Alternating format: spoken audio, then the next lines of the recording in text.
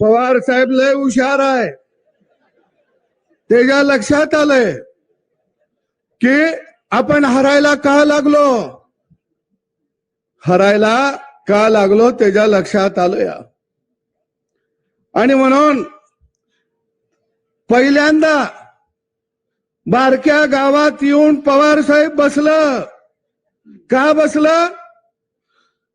पहिल्यांदा राजकीय हत्या त्यांची झाली या 50-60 वर्षात.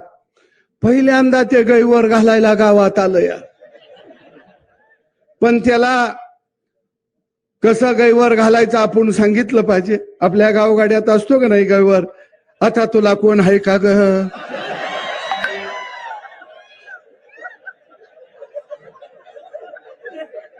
पुन्हा मग एखादा जवळचा असला तर म्हणतो आता मी कसा जगू कसा राहू.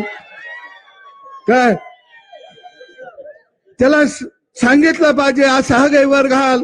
मग आपण म्हणायचं बॅलेट पेपरचं तुला कशी आठवण येते या, इव्हन मशीन तुझा कसा घात केला या. आता यांचा गैवार कार्यक्रम चाललाय. अरे नव तंत्रज्ञान हे आणलं कुणी? राजीव गांधीनं आणलं. त्यावेळी हे म्हणायचे टीव्ही आम्ही आणला, टेलिफोन आम्ही आणला, लाईटवर रेल्वे आम्ही आणली, पुलं आम्ही आणले, विमान आम्ही आणलं, ईव्हीएम मशीन आम्ही आणलं. आणि आता हे कसं आलं?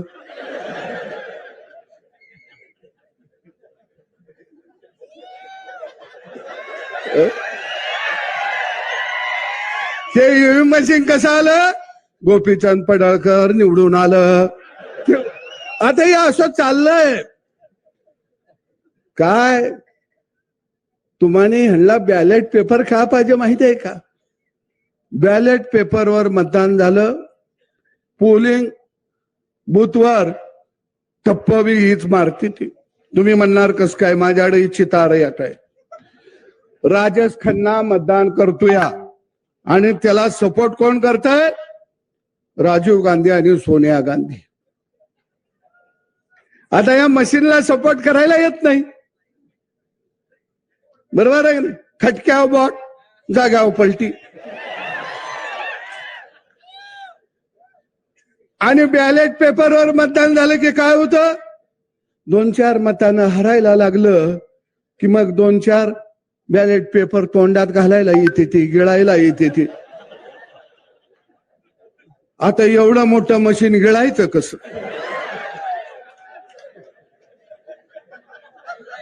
बरोबर आहे. काय पेपर फाडायला येते ती, काय खिशात घातलं आणि आपल्या एखाद्यानं ऑब्जेक्शन घेतलं, ह्यानं खिशात घातलं तर गडी पळून जातो या.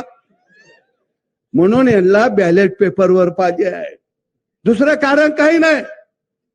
आणि पवार साहेबांना झोप लागना. 60-70 वर्ष सत्ता भोगली, माणूस शांततेनं झोपला पाहिजे हो का नाही?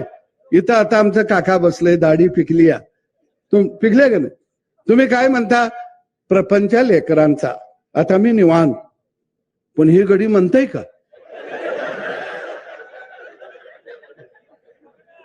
हे लेकरा बाळाचा प्रपंच म्हणायलाच तयार नाही.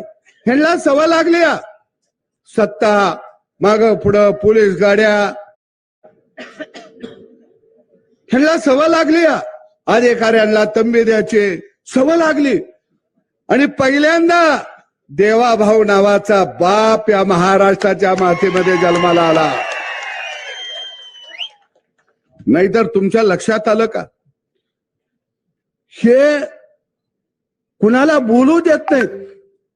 कोण ह्यांच्या विरोधात बोलला? रामभाऊ तुम्ही आता आलाय मैदानात. आम्ही 40 वर्ष झालं ह्यांच्या समोरच आहे. रामभाऊ एखादा डाव जर पवार साहेबांना टाकला तर काय म्हणतात? पैलवानानं लंगोटा घातला, पैलवानानं ढाकव घेतलं. पवार साहेबांनी आता नवा डाव काढला, लंगोटा आमच्या बाण घातला. यांच्या हातात बी कवा लंगोटा नव्हता, पण दरबारातले उदरे साहेबांनी नवा डाव काढला.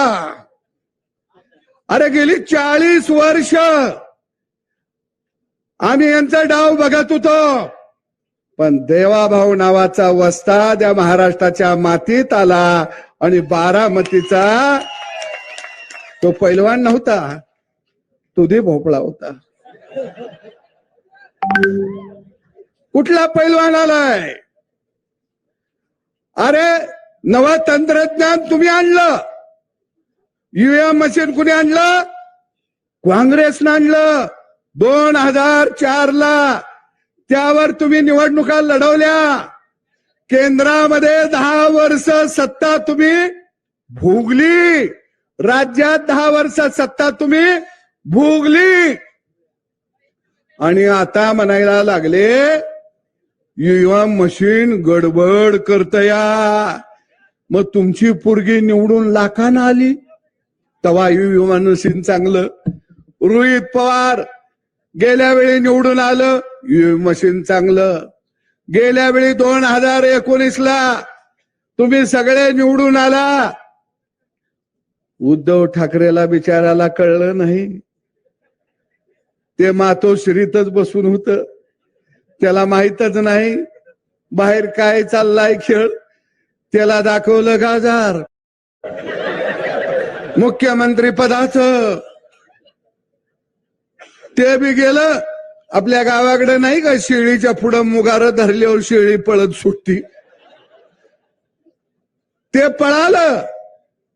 पवार साहेब हुशार, त्याला माहित होतं शोगडी आजारी आहे, आणि त्यात आला करुणा. पवारानं त्याला सांगितलं तू बाहेर पडशील तर तुझं सगळंच जाईल, पैसा अडका, तू बघत गप ते जपून बस, तुला लागल तेवढं पोच करतो. त्याला केलं चिल्लर पोच, आणि पोत्यात नोटा हाणल्याही नाही. ते फसलं, ते बिचारा बाहेरच निघालं नाही.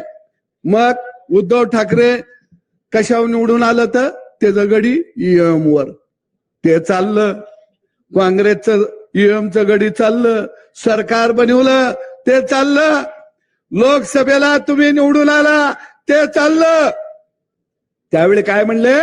महाराष्ट्रातल्या जनतेनं ठरवलेलं आहे की हे सरकार घालवायचं, म्हणून मत दिली. तेव्हा सुद्धा फेक नेरेटिव्ह तुम्ही पसरला. परवा 2 दिवसापूर्वी आकडेवारी आली, आम्हाने 56 लाख मत पडतात. माझ्याकडे ती आकडेवारी आहे. मला वाटतंय काय गणित बी भारी आहे. ते म्हणले 2024च्या लोकसभेमध्ये आणि आत्ताच्या विधानसभेमध्ये आम्हाने मतं पडली 58 लाख. मग आमचं 10च गडी कसं निवडून आलं? दादाला पडले 56 लाख, 41च कसं निवडून आलं? अरे लोकसभेला भाजपला 1.5 कोटी होती, 9 निवडून आली. तुम्हाने 58 लाख मतं पडली, 8 गडी तुमचं निवडून आलं. मग 1.5 कोटी वाल्याचं 9 येते ते, आणि 58 लाख वाल्याचं पवार साहेबाचं 8 गडी निवडून येते ते. तुमचं गडी वाढलं कसं? काँग्रेसला 96 लाख मतं पडली लोकसभेला, गडी निवडून आलं 13, आणि 1.5 कोटी पडलं, त्याचं गडी किती निवडून आलं? 9. भावांनो, यांना लक्षात आलं बॅलेट पेपर वरती घोटाळा करता येतो. पूर्वी आपण घोटाळा केला. भंडारा लोकसभा मतदारसंघामध्ये भारतरत्न डॉक्टर बाबासाहेब आंबेडकर उभा राहिले, 18,000 मतानं पराभव झाला. पण त्या ठिकाणी कागदावरची बॅलेट पेपरवरची मतं बाद किती दाखवली? 72,000 मतं बाद दाखवले. आणि त्यावेळी जयप्रकाश नारायण म्हणले ह्यात काहीतरी गडबड दिसते, या घोटाळा दिसतो या. अरे ईव्हीएम मशीन कायदा कुठे केला? लोकसभेमध्ये. सरकार कुणाचं? तुमचं. म्हणजे एकदा कायदा झाला की तो कायदा जनतेनं राज्यकर्त्यांनी पाळायचा असतो. या संसद हे कायदे मंडळ आहे. पण बघा, कायदा आपल्याला पाळायला सांगते ती आणि संविधान हातात घेऊन शपथ घेते ती. अरे संविधान म्हणजे काय आहे? संविधानानं माणसाला व्यक्ती स्वातंत्र्य दिलं, संविधानानं माणसाला कायदा दिला. मग ते संविधान हातात घेता आणि कायदा तुम्ही पाळायचा नाही म्हणता. आणि म्हणून मी मार्करवाडीतल्या जनतेला सलाम करतो की लोकशाही जिवंत ठेवण्याचं काम जर कुणी केलं असेल तर ते मार्करवाडी या गावानं केलेलं आहे. इथं एका माऊलीचा सत्कार झाला. अरे तिच्या पतीला तुम्ही बूथवर बसू दिलं नाही, पण आमची झाशीची राणी त्या बूथवरती उभा राहिली आणि लोकशाही वाचवली. पवार साहेब, जर माय माऊली जर आपल्या बूथचं संरक्षण करत असेल तर तुमचा राष्ट्रवादी पक्ष हा पक्ष नाही, तर ही तुमची गुंडांची टोळी आहे, गुंडांची आणि लुटारूची टोळी आहे. आणि ती गुंडांची आणि लुटारूची टोळी या महाराष्ट्रामध्ये गाडण्याचं काम कुणी केलं असेल तर त्याचं नाव देवाभाऊ आहे. देवेंद्र फडणवीसचं ह्यांना वाईट का वाटतंय तुमच्या लक्षात आलं का? ते शाळा काढत नाही, ते कारखाना काढत नाही, ते दूध संघ काढत नाही, ते बँक काढत नाही, ते मेडिकल कॉलेज काढत नाही, ते पतसंस्था काढत नाही. ते कायच हानेना झालं या